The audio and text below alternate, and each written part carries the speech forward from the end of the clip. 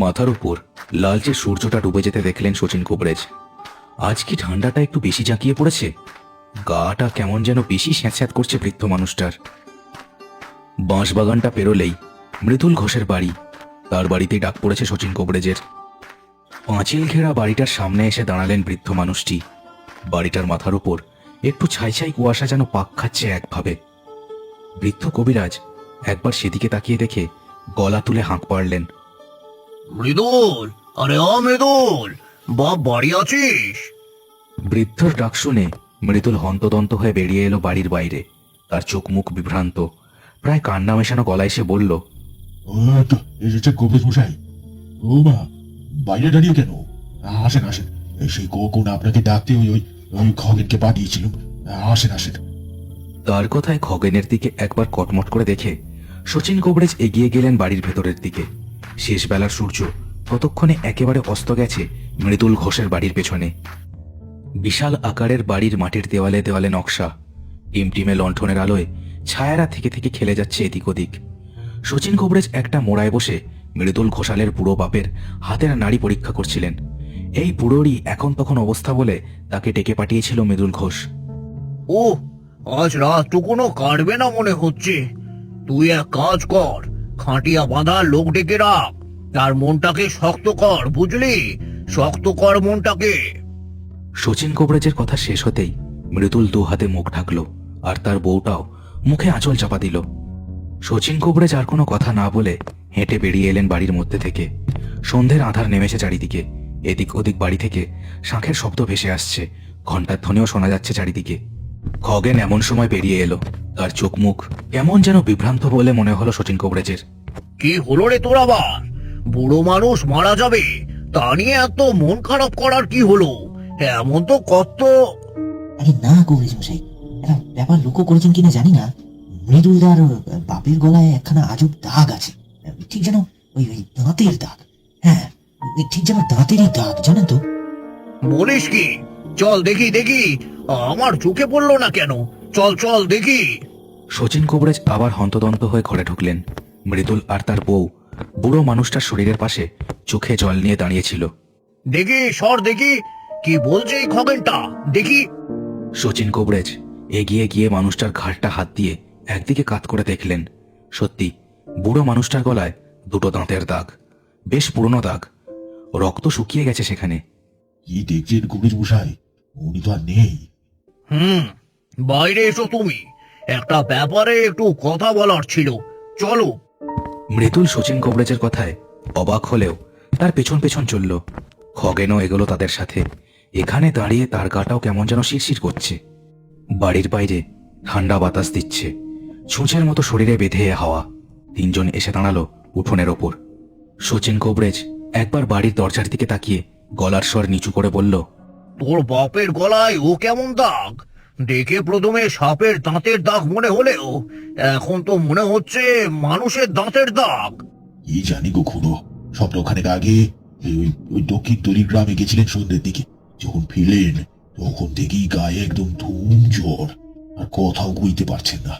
ও ও দাগটা আমার আর আমার বউয়ের চোখে পড়েনি আগে। ও দাগটা আমি আগেও দেখেছি গো শচীন খুড়ো। ওই ওই পাড়ার সেই হারু মিত্তিরের ছেলেটা মরলো না, তার গলাতেও অমন দাগ ছিল। কচি ছেলে একেবারে গো, এই এমনি সপ্তাহখানেকের মধ্যেই সব শেষ হয়ে গেল গো। কি বলবো আর, আমি তো গেছিলাম দাহ করতে। বুড়ো কোবরেজ থুতনিতে হাত দিলেন। সত্যি এ বড় চিন্তার বিষয়। এই গ্রামে পরপর দুটো অকাল মৃত্যু, তাও আবার এমন অজানা কিছুর কামড় খেয়ে। ব্যাপারটা খুব একটা সুবিধের মনে হচ্ছে না। এমন সময় একটা মেয়েলি গলায় মরণ চিৎকার শুনতে পেল ওরা সবাই। চমকে সব্বাই তাকালো মৃদুল ঘোষের বাড়ির দিকে। কয়েক মুহূর্তের মধ্যে ওরা তিনজন আবার এসে ঢুকলো বাড়ির মধ্যে। লণ্ঠনের আলোয় ওদের চোখের সামনে দেখতে পেল এক ভয়ানক দৃশ্য। মৃদুল ঘোষের প্রায় মড়ো মড়ো বাপ একেবারে লম্বা একটা সাপের মতো দাঁড়িয়ে আছে জানলাটার সামনে। তার ঠিক পেটের কাছে দেখা যাচ্ছে দুটো পা ঝুলে আছে। থেকে থেকে পা দুটো কেমন যেন ঝটকা মেরে উঠছে। বাবা! মৃদুলের অস্ফুট চিৎকারে একটা দেহ ঝপড়ে পড়ল বুড়োর পায়ের সামনে। মৃদুল ঘোষের বউয়ের দেহ সেটা। এবার বুড়োটা ঘুরে তাকালো মৃদুলদের দিকে। তারা ততক্ষণে হতবাক হয়ে গেছে ভয়ে একেবারে। বুড়োটার মুখের কষ বেয়ে বেরোচ্ছে লাল ধারা, সরো সরো ছুচলো দাঁত মুখে। সন্ধেবেলায় এই মানুষটাকে মরো মরো দেখেছে ওরা। হঠাৎ খগেন একটা দেশলাই জ্বাললো ফস করে। একটা তীব্র আলোর স্ফুলিঙ্গ ঝিলিক দিয়ে উঠল। সঙ্গে সঙ্গে বুড়োর অত লম্বা দেহটা একটা ছোট্ট চিৎকার করে জানলা দিয়ে গলে বাইরে লাফিয়ে পড়ল। তারপর আঁধারে ছপ করে মিলিয়ে গেল। কি যে একটা হয়ে গেল, ওরা কিছুই যেন বুঝে উঠতে পারল না। খগেনের হাতের দেশলাইটা আবার চুপ করে নিভে গেল আগের মতোই। কি হলো? ওটা ওটা কি তোর বাপ ছিল নাকি রে মৃদুল? কল্পনা, কল্পনা, কল্পনা। আঁতকে উঠে মৃদুল দৌড়ে গেল তার বউটার দিকে। মাটিতে পড়ে ততক্ষণে সে গো গো করে উঠেছিল। মৃদুল দু হাতে তাকে তুলে ধরেই চমক খেল যেন। তারও গলায় দাঁতের দাগ, শরীর যেন অবশ আর ঠান্ডা হয়ে আসছে। ও খগেন, কি হচ্ছে বলো তো? কি হচ্ছে এখানে? কি জানি, কিছুই যে বুঝতে পারছি না। মনে হচ্ছে মৃদুলদার বাবার ওপর কোনো কোনো ভূত পেরেত ভর করেনি তো? না না, সেসব নয়। আমার মনে হচ্ছে ওনার মাথাটা খারাপ হয়েছে। তো মৃদুল, তোমার বউ। মৃদুল দু হাতে তার বউয়ের দেহটা তুলে নিল। ঘরের আরেক দিকে অন্য একটা খাটের দিকে সে এগিয়ে গেল। তাকে দেখে বোঝা যায় খুব বড় ধাক্কা খেয়েছে সে। ও খগেন, চল বাপ চল, আমরা বাইরের দিকে যাই। গ্রামের আরো দু একজনকে ব্যাপারগুলো জানানো দরকার। হ্যাঁ হ্যাঁ খুড়ো, চলো। আমারও কেমন যেন ঠেকছে এসব। চলো চলো চলো। শচীন কোবরেজ আর খগেন বেরোলো মৃদুল ঘোষের বাড়ির বাইরে। কুয়াশায় চারিদিকে এখন একেবারে ঝাপসা। দুহাত দূরের মানুষকেও যেন চোখে দেখা যায় না। শচীন কোবরেজ আর খগেন হেঁটে চলেছেন বাঁশ বাগানটার মধ্যে দিয়ে। ধোঁয়া ধোঁয়া কুয়াশাতে বেশ গা ছমছম করছিল ওদের দুজনের। শচীন কোবরেজ হাঁটতে হাঁটতে এদিক ওদিক দেখছিলেন। তার মনে বারবার মৃদুল ঘোষালের বাপের বিভৎস মুখটা ভেসে উঠছিল। হঠাৎ খগেনের মনে হলো সামনের কুয়াশার ভেতর কেউ যেন ঠিক লম্বা গাছের মতো দাঁড়িয়ে আছে। খগেনের পা গুলো থেমে গেল নিচে থেকেই। কে বলতো? চেনা কেউ তো মনে হচ্ছে না। এই কে? কে ওখানে? কে? শচীন কোবরেজও ব্যাপারটা দেখেছিলেন। লোকটাকে কোনোভাবেই চিনতে না পেরে এবার হাতের টর্চটাকে তুলে ধরলেন তিনি। সাথে সাথে একটা চমক খেলেন। এ লোকটা গ্রামের স্কুল মাস্টার। মাত্র মাস 6 হলো এই গ্রামের হাই স্কুলে এসেছে। এই লোকটার ব্যাপারে তেমন কিছুই জানা যায়নি, তবে শান্ত আর খুব ভদ্র মানুষ। গ্রামের সবাই লোকটাকে খুব পছন্দ করে। এ কি বাবুল মাস্টার? তুমি এখানে? কি ব্যাপার? কোথাও যাচ্ছ নাকি? হ্যাঁ, শুনছিলাম মৃদুলদার বাবার শরীর নাকি খুব একটা ভালো না, তাই ভাবলাম একবারে দেখা করে যাই। তা আপনারা কোথা থেকে আসছেন? শচীন কোবরেজ কিছু একটা বলতেই যাচ্ছিল। খগেন তাকে হাতের ঠেলা দিয়ে থামিয়ে দিল। তারপর বলল, এই বাড়ি যাচ্ছি। আমি আর কোবরেজ মশাই ওই পাশের গ্রামে গিয়েছিলাম ওই দরকারি কাজে। আমরা আমরা আমরা আমরা না আবার আসি, বুঝলেন? এ কথা বলে খগেন হন হন করে সোজা হাঁটা দিল। আর শচীন কোবরেজও ব্যাপারটা কি হলো বুঝতে না পেরে হেঁটে চললেন তার পেছন পেছন। বাদল মাস্টার এক দৃষ্টে তাদের চলে যাওয়াটা দেখছিল। হঠাৎ তার মুখে কেমন এক অপার্থিব হাসি খেলে গেল। এমন হাসি যে কোনো মানুষ হাসতে পারে তা না দেখলে বিশ্বাস করা যায় না। হাঁটতে হাঁটতে শচীন কোবরেজ নিজের বাড়ির কাছেই চলে এসেছিলেন। আর একটা বাঁক ঘুরলেই তার বাড়ি। কোবরেজ মশাই আর থাকতে না পেরে জিজ্ঞেস করেই ফেললেন, কি হলো বলতো খগেন? অমন ভাবে মিছে কথা বলে দৌড়ে এলি কেন? কি ব্যাপার? হ্যাঁ, কোবরেজ মশাই, এখন না এইসব এইসব কথা বলার সময় নেই। যদি যদি যদি তোমার তোমার বাড়ির মধ্যে চলো, সব বলছি। আজ আর কাজ নেই গ্রামের অন্য কাউকে ডাকতে গিয়ে। জলদি চলো। খগেনের এ কথায় কোবরেজ আরো ঘাবড়ে গেলেন। আর কোনো কথা না বলে নিজের বাড়ির দিকে পা বাড়ালেন তিনি। ওদের অলক্ষ্যে একটা কালো ছায়া মানুষ এসে হাজির হয়েছিল ঠিক ওদের পেছনে। ঘন কুয়াশার মধ্যে দাঁড়িয়ে ওদের বাড়ির ভেতর ঢুকে যাওয়াটা দেখছিল সে। ঠিক যেন কোনো গোপন শিকারী সে। শিকারের পেছন পেছন এখানে এসে হাজির হয়েছে। বাড়ির মধ্যে ঢুকে শচীন কোবরেজ তড়াম করে দরজাটা বন্ধ করে দিল। খগেনও তার পেছন পেছন বাড়ির মধ্যে ঢুকেই বাড়ির জানলাগুলোর দিকে দেখছিল ভয়ে ভয়ে। কি দেখছিস বলতো চারিদিকে? আর বাদল মাস্টারকে দেখে অমন ভাবে ভয় পেলি কেন? কি হয়েছে? আমার না অনেকদিন আগে থেকেই ওই ওই ওই লোকটাকে না সন্দেহ হতো গো কোবরেজ মশাই।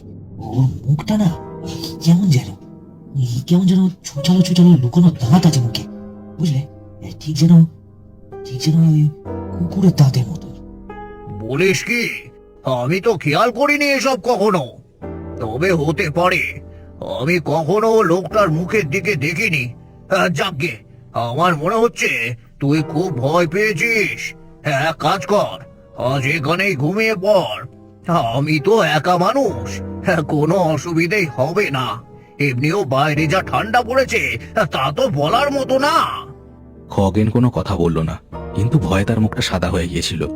শচীন কবরেজের কথায় শুধু মাথাটা নাড়ল সে। রাত গভীর হয়েছে ততক্ষণে। শচীন কবরেজ আর খগেন সামান্য খাওয়া দাওয়া করে শুয়ে পড়েছিল। শচীন কবরেজের বাড়ির চারপাশের গাছপালায় কুয়াশা যেন তখন পাতার মতো চাপচাপ হয়ে আটকে আছে। খগেন বাইরের ঘরে একটা দড়ির খাটিয়ার ওপর মোটা ভুষো কম্বল গায়ে দিয়ে শুয়েছিল। রাত গভীর হওয়ায় প্রায় মরার মতোই ঘুমোচ্ছিল সে। বাড়ির জানলায় কুয়াশা জমে সাদা একটা জলের পর্দা তৈরি হয়েছে। সেই পর্দার ওপর একটা মুখের অবয়ব ফুটে উঠল হঠাৎ। ধীরে ধীরে তার চোখ দুটো লালচে আভায় জ্বলে উঠল।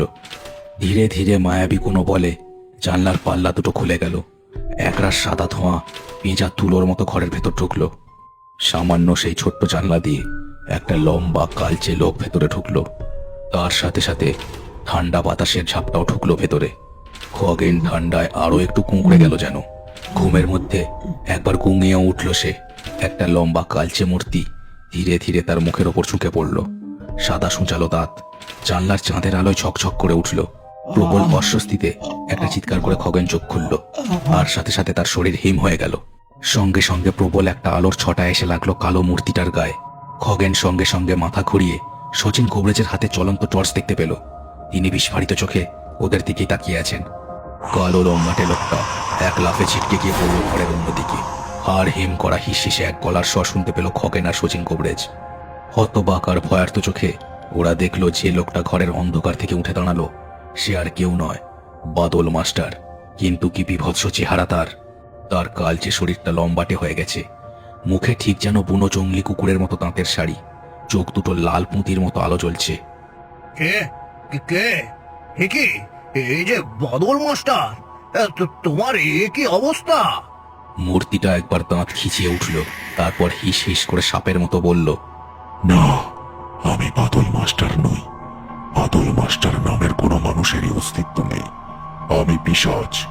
মানুষের মনের অন্ধকার জমে জমেই আমার সৃষ্টি। যে সমাজ যত অন্ধকার, সে সমাজে তত আমার মতো পিশাচের বসবাস। তোদের মানুষের এই জগতে মিশে থাকার জন্য আমাদের তোদের মতোই দেহ ধারণ করতে হয়, বুঝলি? শচীন কবরেজ আর খগেন যেন পাথরের মতো বাদল মাস্টারের মতো দেখতে পিশাচের মুখ থেকে কথাগুলো শুনছিল।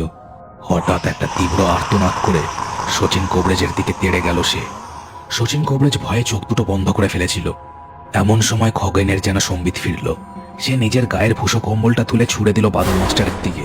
কম্বলটা ঠিক জালের মতো বাদল মাস্টারের মাথাটা ঢেকে দিল। কবরেজ মশাই, কবরেজ মশাই, জলদি জলদি জলদি দৌড়ে বেরোন বাড়ি থেকে, জলদি! খগেনের কথায় কবরেজ দৌড় দিল দরজা লক্ষ্য করে। বাদল মাস্টার তখনও মাথার উপর থেকে কম্বলটা সরানোর আপ্রাণ চেষ্টা করছে। খগেন দৌড়ে আগেই বেরিয়ে গিয়েছিল। সে দ্রুত হাতে জানলাটা বাইরে থেকে বন্ধ করে দিল। কবরেজ মশাইও বাড়ির বাইরে বেরিয়ে বাড়ির মূল দরজাটা বন্ধ করে মোটা ছিটকিনেটা আটকে দিলেন। খগেন এবার ধীরে ধীরে সরে এলো জানলা থেকে। জানলার উপর ততক্ষণে দুমদুম আঘাত আর চিৎকার শোনা যাচ্ছিল। ও খগেন, কি হচ্ছে রে বা? আমার যে মাথা ঘুরছে, এ তো ভয়ানক কাণ্ড দেখে। কি হবে রে? এবার কোথায় যাব আমরা? আমরা কোথায় যাব? চলো চলো, আমরা আমরা আমরা গ্রামের অন্য লোকেদের ডেকে আনি। ততক্ষণে ততক্ষণে এই পিশাচটার বাড়ির বাইরে না আসতে পারলেই ভালো।